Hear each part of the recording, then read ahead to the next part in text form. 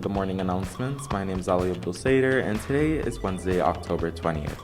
The Interact Club sponsored Pink Out is this Friday in school. Stop by Mrs. Ayub's or Mrs. Nora's room to buy Pink Out gear. All proceeds are going to a community member in need.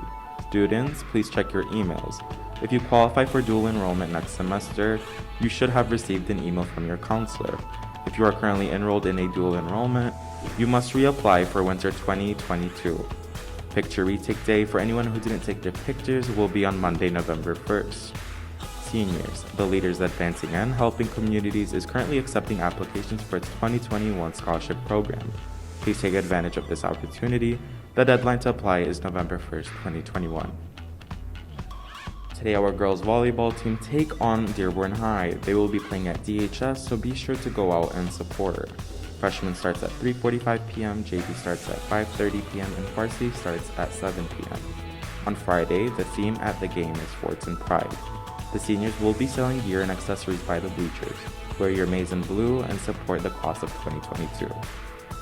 Tutoring is now available in the Media Center on Tuesdays, Wednesdays, and Thursdays from 2:55 to 3:55 p.m. You can get tutoring for math, science, language, arts, and social studies. The Performing Arts Club is on the lookout for new talent. They meet on Wednesdays and Fridays with Dr. Kenny Annan in room A100. If you are interested in playing a role on stage or working behind the scenes, please stop by. The Joyful Heart Foundation is also looking for new members. Anyone is welcome to join. They meet on Thursdays at 2:50 p.m. in room A221. Support the sophomore class and Sunday Fun Some Candy. They are selling Boo Grams for $2 during all 3 lunches starting today through October 26th. Seniors, don't forget college visit sign-up sheets are in the counseling offices. Colleges, military, and trade schools will be visiting on October 20th and October 22nd. If you would like to meet with a certain school, you will need to sign up. Make sure you apply to your school of choice first and let your counselor know. With that being said, see you next time. This is Mr. Mustafa, your 11th grade assistant principal. So I wanted to talk to you today about a few things that we talked about earlier in the school year during our 11th grade assembly. Just kind of to go back and review some of the policies that we spoke about specifically in our cafeteria. Number one, Fortson is a closed campus. That means you are not allowed to leave Fortson High School at any time during the school day unless your parents call the office and sign you out. So again, Fortson's a closed campus. You are not to leave at any time, okay? You must report to the cafeteria right away like you would any other class, okay? So you can't wander the halls during your lunchtime. You have to be in the cafeteria and on time, okay? So if you're caught wandering the halls, there's actually consequences for that. You must attend the lunch you're assigned. So if your teacher has C lunch, you're not supposed to be in B lunch or A lunch, you're supposed to be in C lunch. Okay, so make sure that you are not leaving the classroom and not caught in the lunchroom at a time where it's not your lunchtime. And once you're in the cafeteria, you have to stay in the cafeteria. The only time that you're allowed to leave the cafeteria is if a teacher writes you a pass ahead of time.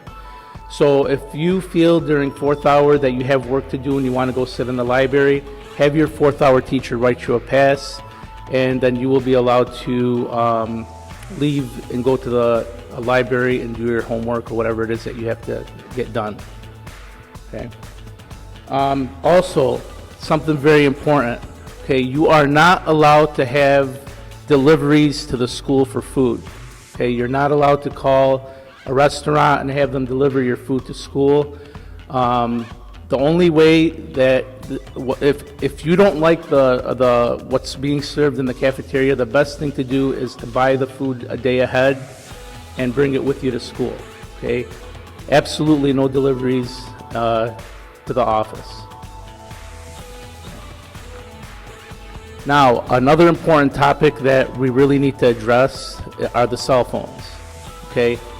Please understand, the only time you're allowed to use the cell phones are before school, during lunch, in the lunchroom, not on your way to the lunchroom, inside the lunchroom when you're seated, and after school after the bell rings. That's the only time you're allowed to use your cell phone.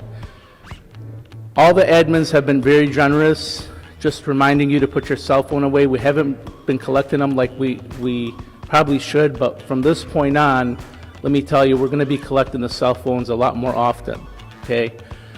So, you know, people ask, why is it that we're collecting the cell phones?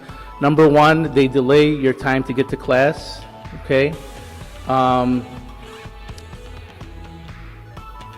They delay your time to get to class, and in the classroom, they are an interruption. Your teacher is teaching, and you're getting text messages on Snapchat and so forth.